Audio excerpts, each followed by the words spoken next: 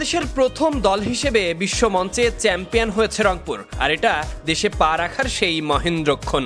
Global টি-20 super লিগে trophy নিয়ে ঢাকায় ফিরেছেন সোহান, সাইফুদ্দিন, কামরুল ইসলাম, রাব্বি, আরাফাত সানিরা, নেই সৌম্য রিশাদরা। এভাবে ট্রফি জয় করে এবারই প্রথম দেশে ফেরা নিঃসন্দেহে এমন কিছু বাড়তি পাওয়া। আমার কাছে মনে হয় যে এটা আমাদের জন্য মেন্স ক্রিকেটের জন্য বড় একটা অ্যাচিভমেন্ট, এবং অ্যাট দ্য সেম টাইম এটা আমাদের ফিউচারেও আমরা যে এরকম বড় টুর্নামেন্ট বা আইসিসি টুর্নামেন্ট বলেন বা বড় টুর্নামেন্টে আমরা যে চ্যাম্পিয়ন হতে পারি, এটার বিশ্বাস এখান থেকে শুরু হবে আমার মনে হয়। শুধু অধিনায়ক নয়, উচ্ছ্বাসিত পুরো টিম রংপুর। বিপিএল এর আগে এমন এক জয় ক্রিকেটারদের যেমন এগিয়ে রাখছে, তেমনি টিম রংপুরকেও। এই স্মরণীয় ট্রফিটা ওরা উৎসর্গ করেছে জুলাই আগস্টে শহীদ হওয়া ছাত্র জনতার জন্য। সবকিছু মিলিয়ে এমন জয় ঐতিহাসিক এবং স্মরণীয় হয়ে আছে। ওয়েস্ট ইন্ডিজ সফরে ওয়ানডে স্কোয়াডে রয়েছেন বলে ক্যারিবীয় দ্বীপপুঞ্জে রয়ে গেছেন সৌম্য, মেহেদী, রিশাদরা। মাঠের ক্রিকেট শেষে যে যার নিজ গন্তব্যে, কেউ জাতীয় দলের সঙ্গে, কেউ বা ট্রফি হাতে দেশে ফিরেছে।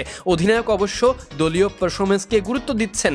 দেখেছেন সৌম্যকে তার ক্যারিয়ারে দেখা সেরা ইনিংস খেলতে। সৌম্য যেদিন ব্যাটিং করে দেখার মতো হয়, এবং ও যে বড় ইনিংসটা করে সেই সময় আমার কাছে মনে হয় যে টিমের হয়ে যে করবে 70 থেকে 80% চান্স থাকবে ওই টিমের জিতার, এবং ওভারঅল আমার কাছে মনে হয় যে ওর যে ইনিংসটা ছিল আমার দেখা সেরা। শুধু সোহান নয়, ফিরে এসে এমন গল্প শুনিয়েছেন সাইফুদ্দিন কিংবা দলের কোচিং প্যানেলের সদস্য মহাসিন। ম্যাচে সাইফুদ্দিন ইনজুরির কারণে ছিলেন সাইড বেঞ্চে, তাই সাইফুদ্দিনের কণ্ঠে ছিল আক্ষেপের গল্প।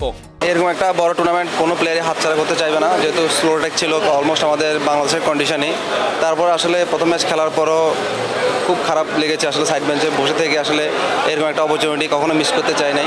ভালো খেলে অবশ্যই অনেক বড় অপরচুনিটি আসতো, অনেকগুলো ফ্র্যাঞ্চাইজি লিগের টিম ওইখানে আছে, তো আসলে কারো হাতে নেই। তারপর ইনশাল্লাহ সামনে সুযোগগুলো আসলে মুখিয়ে থাকবো ভালো করার। এমন বহু স্মৃতি ওয়েস্ট ইন্ডিজ মুল্লুক থেকে শুরু করে এখন বাংলাদেশে ক্রিকেটের নতুন দিগন্তে লাল সবুজের প্রতিনিধি হয়ে পতাকা উড়িয়ে দেশে ফিরেছে। এই জয় গর্বের, এই ট্রফি আনন্দের। Sadiq Ahmed Sunny, BD cric time.